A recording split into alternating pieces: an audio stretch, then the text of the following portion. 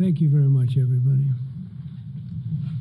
So this is a big, big day, a beautiful day, potentially one of the great days ever in civilization. Things that have been going on for hundreds of years and thousands of years. We're at a minimum very, very close, and I think we're beyond very close. And I want to thank Bibi for really getting in there and doing a job. We've worked well together, as we have with many other countries, both of us, with many other countries, which is the only way this whole situation gets solved. And I'm not just talking about Gaza. Gaza is one thing, but we're talking about much beyond Gaza. The whole deal, everything getting solved. It's called peace in the Middle East. So today is a historic day for peace, and Prime Minister Netanyahu and I have just concluded an important meeting on many vital issues, including Iran, trade, the expansion of the Abraham Accords, and most importantly, we discussed how to end the war in Gaza, but it's just a part of the bigger picture, which is peace in the Middle East, and let's call it eternal peace in the Middle East. So this is far more than anybody expected, but the level of support that I've had from the nations in the Middle East and surrounding Israel and neighbors of Israel has been incredible, incredible. Every single one of them. This afternoon, after extensive consultation with our friends and partners throughout the region, I'm formally releasing our principles for peace, which people have really liked, I must say. And these are done, not just routinely done, these are done with total consideration and working with the nations that we're talking about. All of these nations have made contributions to those suggestions. I want to thank the leaders of many Arab and Muslim nations for their tremendous support in developing the proposal, along with many of our allies in Europe. Europe has been very much involved, and as I was called by many of the European leaders, most of them saying, is this true? Are you really doing peace in the Middle East? This is the most incredible thing we've heard. Some think it's the biggest thing they've ever heard. They called just to find out, was it just a rumor or is it actually done? And then they said, have you spoken to the Arab leaders? Have you spoken to all of the other leaders that we have to get? A lot of people involved in this one. I also want to thank Prime Minister Netanyahu for agreeing to the plan and for trusting that if we work together, we can bring an end to the death and destruction that we've seen for so many years, decades, even centuries, and begin a new chapter of security, peace, and prosperity for the entire region. And I want to just say that my meetings and dialogue that we had with so many countries, Saudi Arabia as an example, the king is a phenomenal person. The Emir of Qatar, he's incredible people. UAE, and that's MBZ and ABZ. We're totally involved. These are the people that we've been dealing with and who've been actually very much involved in this negotiation, giving us ideas, things they can live with, things they can't live with. Pretty complex. I mean, after 2,000, 3,000 years, whatever it is, I guess it's got to be a little complex, or it would have been done a long time ago. The King of Jordan was with us, as you know, in the United Nations. The President of Turkey, President Erdogan, is a friend of mine. Choose your price up front, then ride.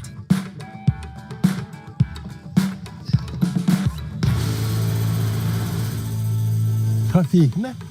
Good thing we have a set fare. No surprises.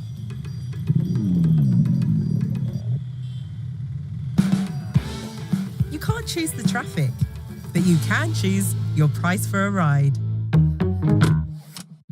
They were with us right from the beginning, incredible. In fact, they just put out a statement that they fully believe in this pact.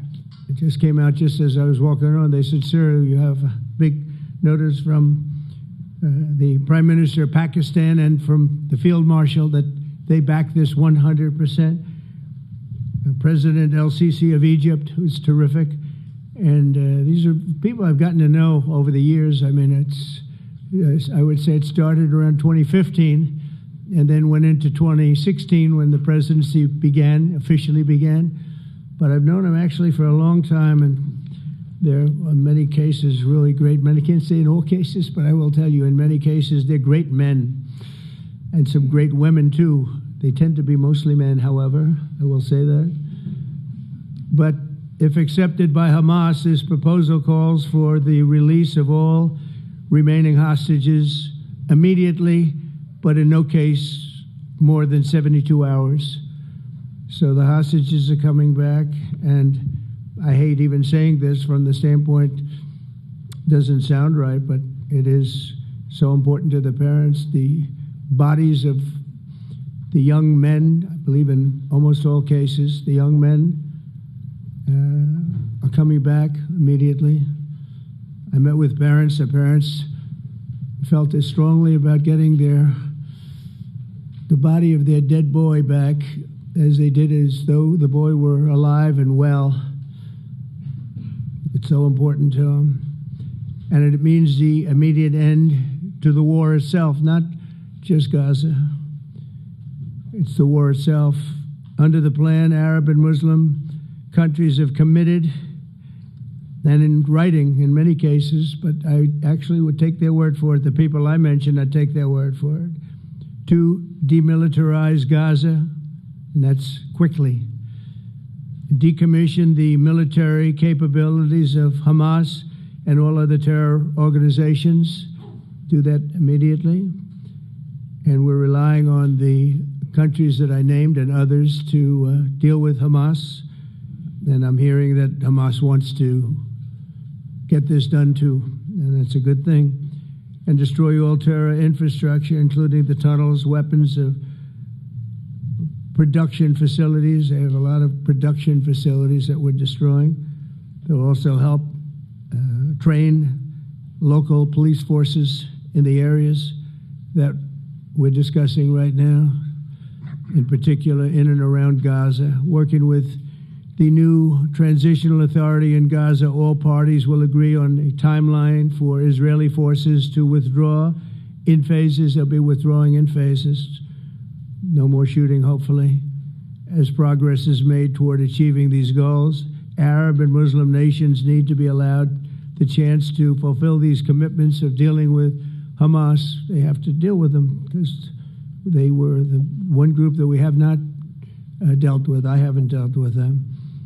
But the Arab countries are going to, and Muslim countries are going to be dealing with Hamas, and I believe they've already been there. I think they probably have an understanding, and they haven't maybe mentioned that, but I would imagine they do, otherwise they wouldn't have gone as far as they've gone. If they're unable to do so, then Israel would have the absolute right, and actually our full backing, the U.S. full backing.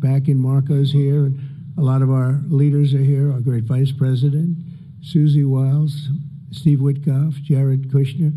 They've been so involved in this process. I don't think anybody else could have done it or even come close, but it's we're right there. We're right there. First time in thousands of years, I think you can probably say, if you really look into it, if you study back, if you're a scholar, you would say thousands of years. Israel would have my full backing to finish the job of destroying the threat of Hamas. But I hope that we're going to have a deal for peace. And if Hamas rejects the deal, which is always possible, they're the only one left. Everyone else has accepted it. But I have a feeling that we're going to have a positive answer. But if not, as you know, Bibi, you'd have our full backing to do what you would have to do. Everyone understands that the ultimate result must be the elimination of any danger posed in the region, and that danger is caused by Hamas. The tyranny of terror has to end, and this is, again, something that we're looking for. This is eternity. This is for forever.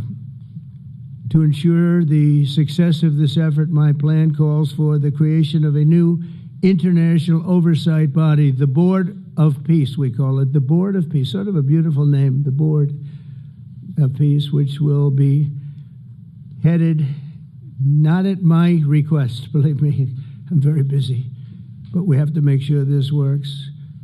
The leaders of the Arab world and Israel and everybody involved asked me to do this, so it would be headed by a gentleman known as President Donald J. Trump of the United States. That's what I want, is some extra work to do, but it's so important that I'm willing to do it, and we'll do it right, and we're going to put leaders from other countries on, and leaders that are very distinguished leaders, and we'll have a board, and one of the people that wants to be on the board is the UK former Prime Minister, Tony Blair, good man, very good man, and some others, and they'll be named over the next few days, and it'll be quite the board. Working, everybody wants to be on it now. I don't know if that had anything to do. They named me and everybody else wanted to be on it. I guess they figure, well, he's a soft touch. He'll be easy to deal with. Working with the World Bank and others, it will be responsible for recruiting and training a new government that will be made up of Palestinians along with highly qualified experts from all around the world. Hamas and other terrorist factions will play no role in the board, but they'll play no role in the governance of Gaza at all, directly or indirectly. As you know, thousands of Hamas leaders have been killed and soldiers have been killed, and we can never forget October 7th, but thousands have paid the price for that, and now it's time to get our hostages back and get back to trying to build something that's really great and very important. In our meeting today, Prime Minister Netanyahu was very clear about his opposition to a Palestinian state, and he continuously mentions October 7th, and I understand that. Most people do. And I understand and respect his position on many things, but what he's doing today is so good for Israel. I noticed that they have large crowds gathering in Israel all the time, and they have my name up. They like me for whatever reason, maybe I don't know, but they do like me. But they say two things: please get the hostages back, and please end the war. They've had it. It's had it. So I think it's a very popular thing you do, because he's a warrior. He doesn't know about getting back to a normal way of life, but he is a warrior, and Israel's lucky to have him. But now the people want to get back to peace. They want to get back to normalization in a true sense. Several countries have foolishly recognized the Palestinian state. As you know, some of our European friends, allies, good people, but they're really, I think, doing that because they're very tired of what's going on for so many decades. They've been presidents and prime ministers for years, and during this time, having to do with the Middle East, all they're doing is talking about the same thing over and over. They want to see it get back. And nobody wants that more than me, or I believe Bibi too. But the people of Israel want it. They really want it. They want the hostages back. That includes the probably 32 bodies that we're talking about, 20 people that are living, 32 or so people that are dead, and they want to have peace. So let us not forget how we got here. Hamas was elected by the Palestinian people. Israel withdrew from Gaza thinking they would live in peace. Remember that a long time ago? They withdrew. They said, you take it. This is our contribution to peace. But that didn't work out. That didn't work out. It was the opposite of peace. They pulled away. They let them have it. And I never forgot that, because I said, that doesn't sound like a good deal to me. As a real estate person, I mean, they gave up the ocean, right? Ron, they gave up the ocean. They said, who would do this deal? And it still didn't work out. They were very generous, actually. And they gave up the most magnificent piece of land in many ways in the Middle East. And they said, all we want to do now is have peace. And that request was not honored. Instead of building a better life for the Palestinians, Hamas diverted resources to build over 400 miles of tunnels and terror infrastructure rocket production facilities and hid their military command posts and launch sites in hospitals, schools, and mosques. So if you went after them, you'd be after them, and you wouldn't even realize you ended up knocking out a hospital or school or a mosque. A terrible thing, terrible way to have to fight. No fight is good, but that's a real bad one. So there are many Palestinians who wish to live in peace. Many. I've seen so many of them, and they have support.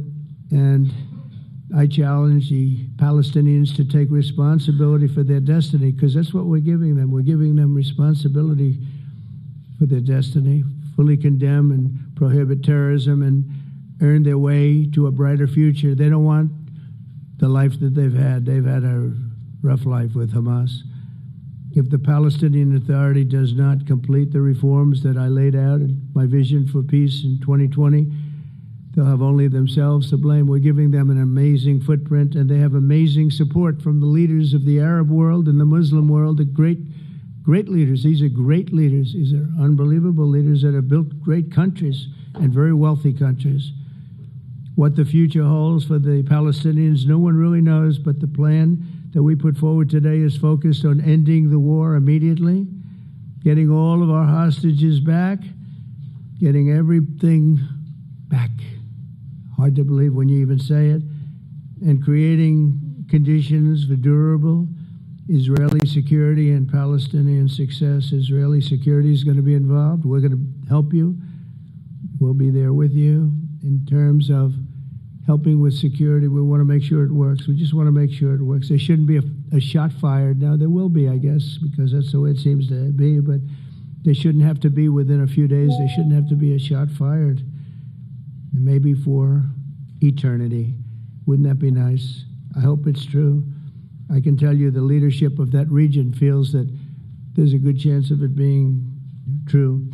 So this will lead to this agreement that we're talking about will lead to a sustainable long-term peace. No president in history has been a greater friend of the state of Israel than I have, in addition to negotiating the Abraham Accords. I like to say it that way because the real people, that's what they call Abraham. I would say Abraham, but it's so much nicer when you say Abraham. So much more elegant. But the Abraham Accords, they're amazing. Jared, you did that along with your group of geniuses, and nobody thought that could be done. We have 4 countries, and Sleepy Joe Biden didn't do a thing. He didn't even know what the hell they were.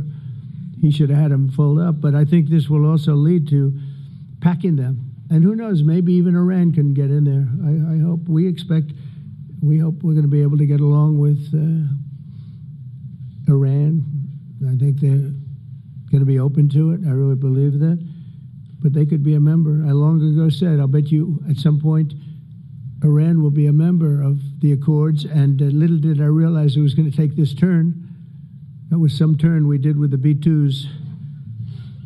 But I think they might very well be there because it's a great thing for them economically. I recognize the eternal capital of Israel. I opened the American embassy in Jerusalem. That was something that everyone said would never be done, could never be done. Virtually every president for many, many years, for decades, would campaign on making Jerusalem the capital of Israel. They campaigned on it over and over. Is that right, Steve? Is that right? Everyone, and when they got to it, and I understand why now, because it was so. When I got to office, I campaigned on it too. I said, we're going to make it. And then I'd get calls from the leaders of various countries saying, please don't do it. Please don't do it. It'll end the whole world. Please don't do it. And finally, I just didn't say anything, and I did it. People were calling me before I did it because they heard I was going to do it. And leaders of countries were calling me. And I think it was on a Thursday that I did it. And they'd call me Monday, Tuesday, Wednesday, 3-4 times a day, and I said, tell them I'll call them back on Friday. And I announced it on Thursday, and I called them back, the biggest people in the world, and they said, you've done it. I said, done what? You've made the capital of Israel, Jerusalem, and we wanted to talk yet. I wish you called me a little sooner. Maybe I could have done something about So that was a lot easier than getting into an argument, because I knew what they were calling about. And you know what? It turned out to be amazing. Everybody thought it was going to lead to the end of the world, right? The end of the world, Ron, that's what they said. It didn't lead to anything. It just led to something that I promised, and something that was very, very popular for Jewish people and a lot of other people too. I recognize Israeli sovereignty over the Golan Heights, and I cut taxpayer funding to the corrupt United Nations Relief and Works Agency. And United Nations was interesting because, as you know, a few days ago they introduced me. Ladies and gentlemen, the President of the United States. I'm looking at my teleprompter, and the thing was dead, stone cold, dead. The thing's up here. I have a long, beautiful speech to make. I'm back 30 feet back, and I'm saying, they're introducing me. There's nothing on my teleprompter. So, but I made a speech. I actually got good marks. You think Biden could have done that? I don't think so. I don't think he could have done that. I don't think too many people could have done it. But actually, it was actually more of a speech from my heart, if you want to know the truth. I think it was maybe better in certain ways because it was from the heart. It has to be from the heart, otherwise you're in big trouble. But I cut taxpayer funding for that very corrupt United Nations Relief and Works Agency, and nobody thought that would be done, and withdrew from the horrible Iran nuclear deal that was imposed upon Israel by Barack Hussein Obama and Biden. And I don't think Biden knew anything about it, though. I don't think he knows anything about it now, actually, if you ask him. He'd say, what is that? And we obliterated Iran's nuclear enrichment capacity, making it impossible for them to have a nuclear weapon, which they would have had probably in about 2 months from that. But I've never asked Israel to compromise its security, but we had big, strong talk. Nobody's been better to Israel. No president's been better to Israel than Donald Trump. But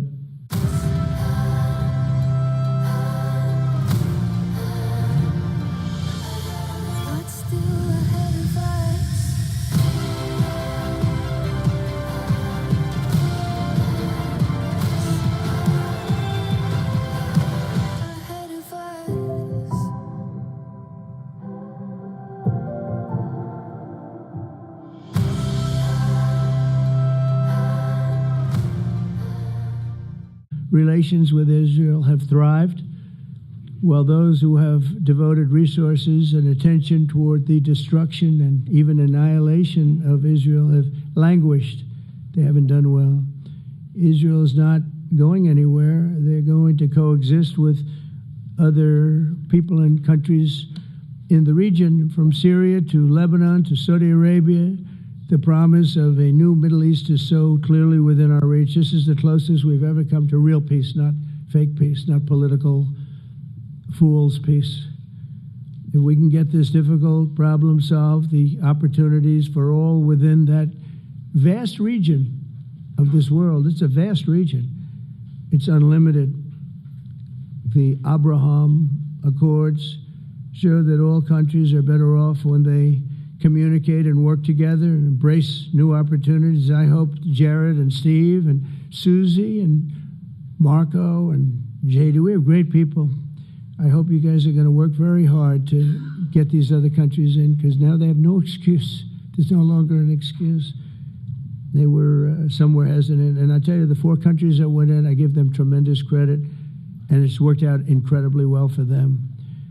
In the same spirit, I'm pleased to report that earlier today we took another important step toward greater understanding of the region. A short time ago, we had a historic phone call in the Oval Office with Prime Minister Tani, who's really a great, great person. So we had a great talk, and I was on the phone, and Bibi was talking. Prime Minister Al-Thani was of Qatar. They really had a heart-to-heart conversation. It was a great conversation, I thought. It was productive. It was everything that you need to have something turn out to be successful. And I want to thank Bibi, and I want to thank the Prime Minister. It was fantastic. We agreed to launch a formal trilateral mechanism between Israel, Qatar, and the United States to begin a dialogue to enhance mutual security, correct misperceptions, and avoid future misgivings. And I want to thank Qatar, its leadership, and the Emir. He's a fantastic person. I think, I'm going to be his public relations man because I know him differently than a lot of people know him. But he wants peace. He wants to see peace. And his people, and they really acknowledge the critical role that they've played as mediator. And again, we're not quite finished. We have to get Hamas, but I think they're going to be able to do that. So now it's time for Hamas to accept the terms of the plan that we've put forward today. And again, this is a different Hamas than we were dealing with because I guess over 20,000 have been killed. Their leadership has been killed 3 times over.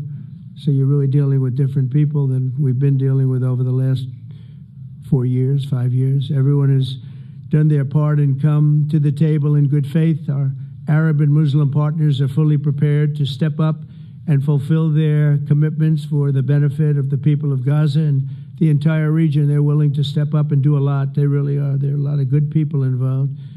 Everyone who wants to see, everybody who wants to see an end to the violence and destruction should be united in calling for Hamas to accept the extremely fair proposal so that we can end the war and get us back our hostages right now and have everlasting peace.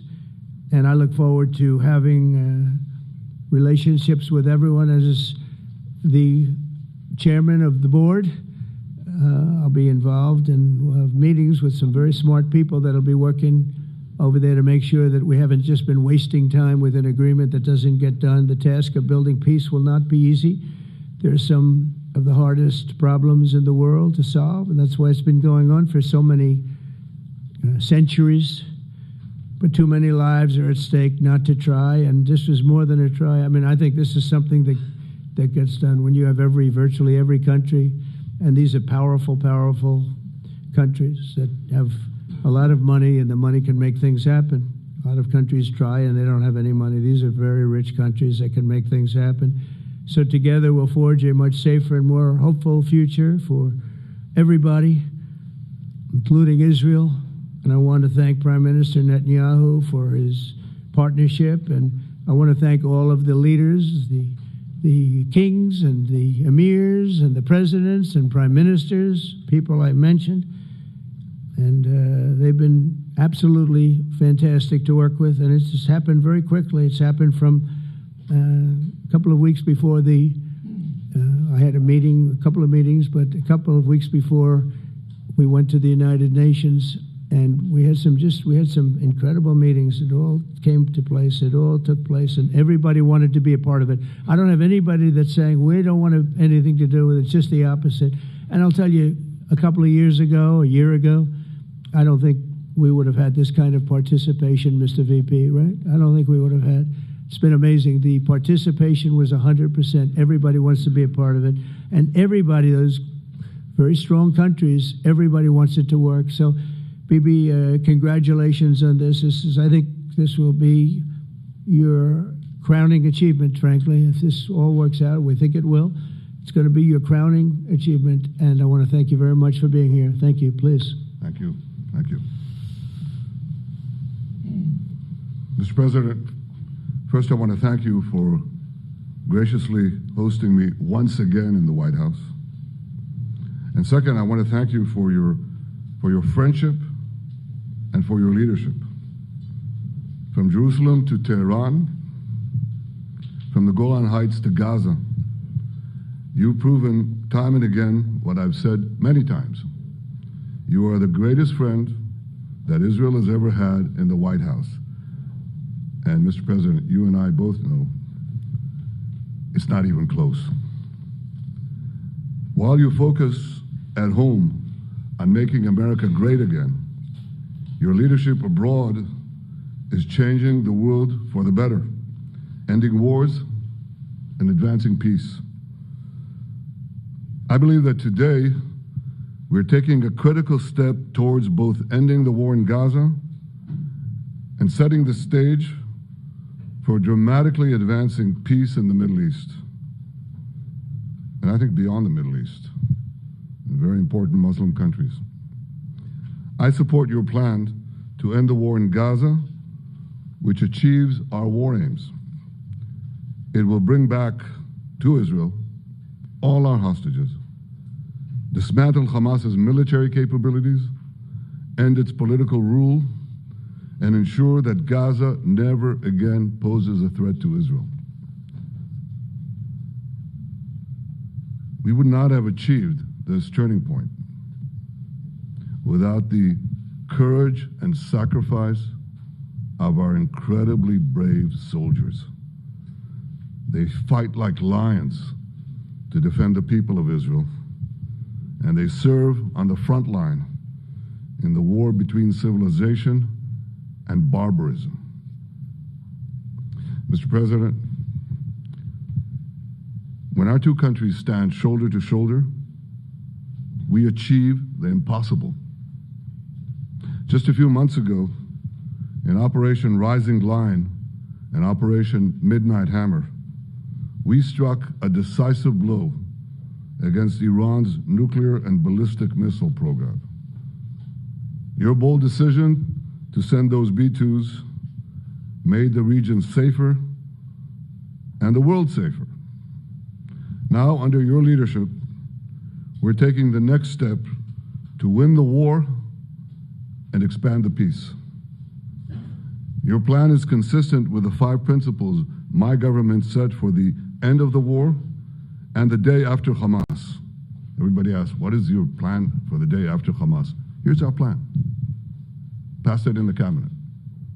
All our hostages, both those who are alive and those who died, all of them will return home immediately. Hamas will be disarmed. Gaza will be demilitarized. Israel will retain security responsibility, including a security perimeter for the foreseeable future. And lastly, Gaza will have a peaceful civilian administration that is run neither by Hamas nor by the Palestinian Authority. If Hamas agrees to your plan, Mr. President, the first step will be a modest withdrawal, followed by the release of all our hostages within 72 hours. The next step will be the establishment of an international body charged with fully disarming Hamas and demilitarizing Gaza. I appreciate your willingness to lead the body, Mr. President. I really appreciate it because you have a lot of things to do, and this is important. And it reflects the confidence that this will give everyone, that things will be followed up on all the commitments made. The fact that you're taking this on, I think, helps a lot to make sure that everything flows in the direction that we want. Now, if this international body succeeds, we will have permanently ended the war. Israel will conduct further withdrawals linked to the extent of disarmament and demilitarization, but will remain in the security perimeter for the foreseeable future.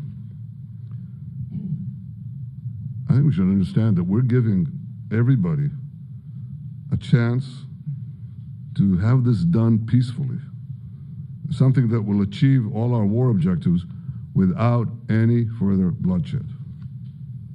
But if Hamas rejects your plan, Mr. President, or if they supposedly accept it and then basically do everything to counter it, then Israel will finish the job by itself. This can be done the easy way, but it will be done. We prefer the easy way, but it has to be done.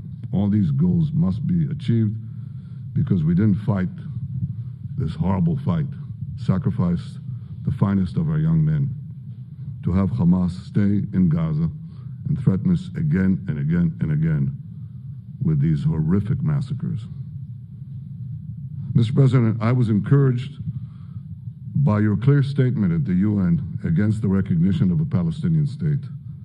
That would be an outcome that, after October 7th, would reward terrorism, undermine security, and endanger Israel's very existence. As for the Palestinian Authority, I appreciate your firm position that the PA could have no role whatsoever in Gaza without undergoing a radical and genuine transformation. In your 2020 peace plan, which you mentioned just now, you made clear what that transformation requires. It's not lip service. It's not checking a box.